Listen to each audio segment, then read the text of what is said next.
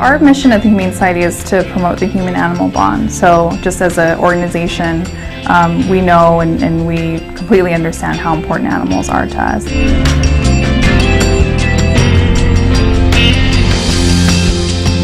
Anyone that has a pet or has ever come into contact with an animal can feel that connection that we have with animals. And so, you know, a lot of the work that we do is to promote that connection that we have with animals. So, you know, animals are such an important member of our society, and although they're obviously not people, still, you know, we want to make sure that they're protected and that, you know, any connection that we have with them is sacred and is a good one.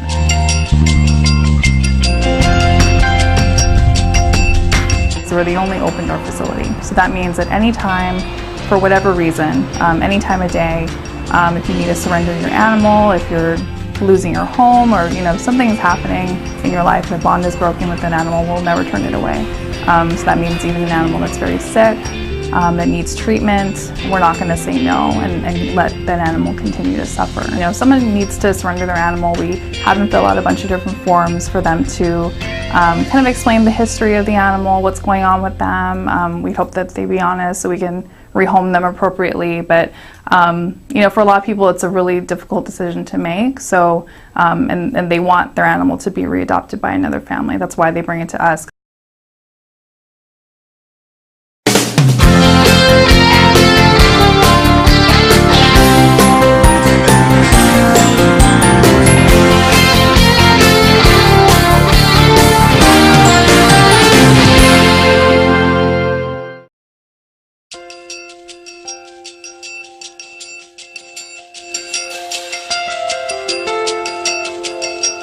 Being able to, you know, take a stray animal and turn it into a loving pet is really, really important. For a lot of these guys that come in, you know, this is the only shelter they've ever had. Food every day, you know, water every day, medicine, treatment, all that stuff. So that's, and you see it in their eyes, you know, when they're in the back, you know, waiting to be adopted or out here in adoptions, getting walked every day. I mean, for a lot of these animals, and especially the dogs, it's the first time that they've ever had that. So once the animal comes in, whether it's a stray or a surrender, then every single animal is assessed in the same way. So it's behaviorally and medically. We don't want to adopt out animals that are aggressive, you know, so we look at all those different factors. You know, is this animal going to be an appropriate pet for someone? Because although maybe one family may not have children or other animals, maybe their neighbors do. We have our adoptions counselors who sit with people and make sure that they understand, you know, the behavior and temperament of each animal.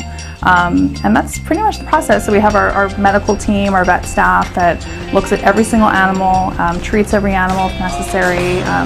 While they're getting treatment here, you know, sometimes it'll be for several days. You know, maybe if somebody comes in underweight, they'll need to be fed 2 or 3 times a day. And so each animal has their different needs. If it's like a long-term situation, or if they're really young and vulnerable, like our little puppies and kittens, for them to be here too long is just not healthy for them because of so many different animals. So that's when we utilize foster homes, or you know, if they've had a big surgery or something has happened with them, then we'll need to use foster homes as well.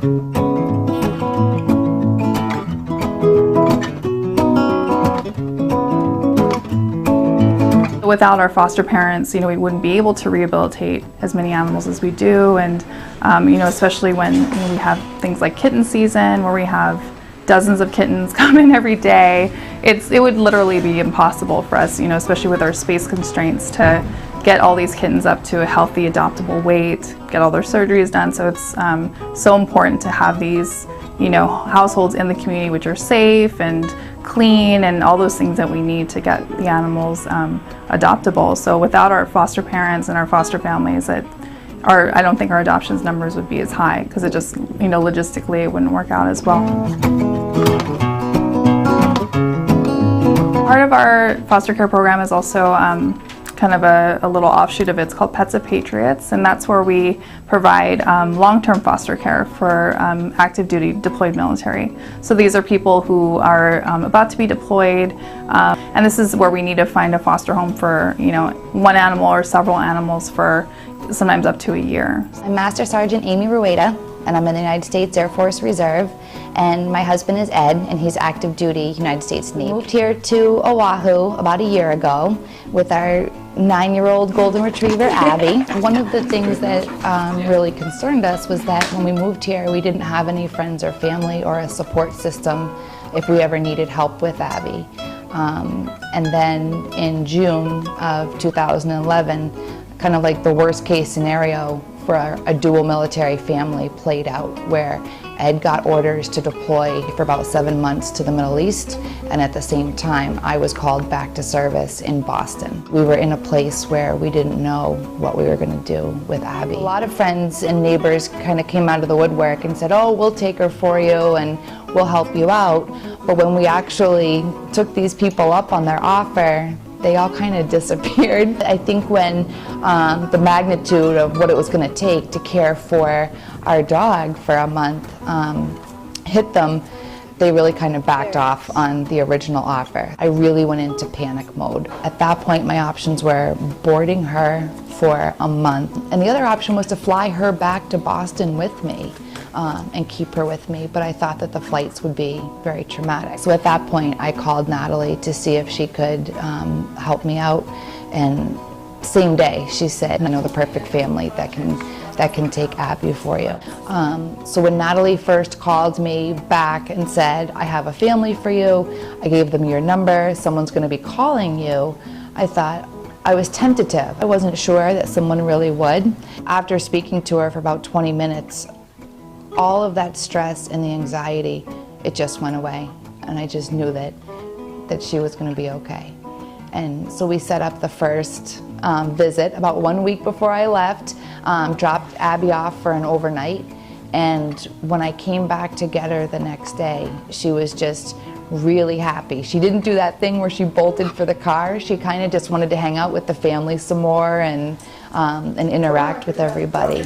And so a week later was when I dropped her off for the 3 weeks, almost a month I was gone.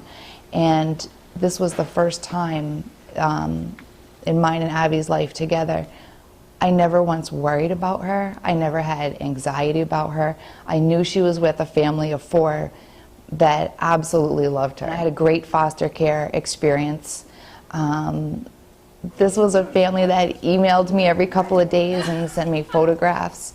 Really just went out of their way and took the time to reassure me that she was okay. And so I was never coming from a place of worry or anxiety. It was just, I was so grateful that there are people out there that were there for me when my country called and I had to answer the call. And at the same time, my husband had to answer the call too. And that's the part about being in the military, is that mission always comes first. And your family and whatever aspirations you have in your personal life, they're important, but they come second, and that mission comes first.